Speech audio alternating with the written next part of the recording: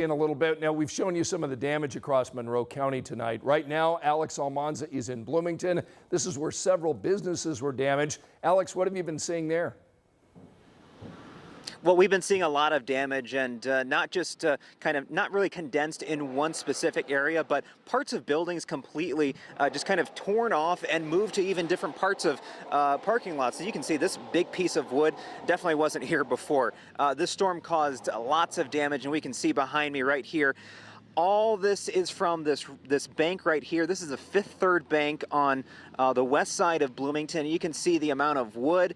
We've even got big pieces of metal right here. They've just kind of been thrown around. And like I mentioned earlier on in our coverage, even just small pieces of metal, those can become dangerous projectiles when they are flung around at high speeds. They can be very dangerous. And so luckily we haven't heard any injuries yet, any injuries reported. But I did speak with a woman who, she was actually at the Planet Fitness. She was at the gym when the storm started to kind of roll in.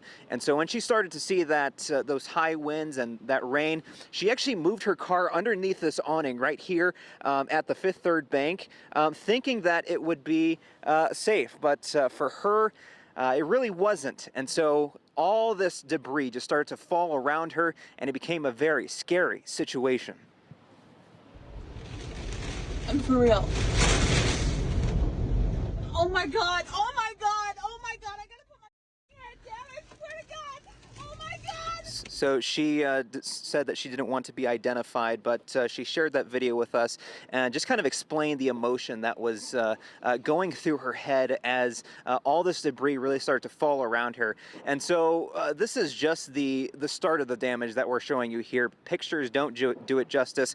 There's also a Menards just south of us that we saw some viewers show us some photos of the damage there. And it's all around Monroe County. So as soon as the sun rises, we expect the National Weather Service is probably going to be doing some surveying to really determine the amount of damage that was done.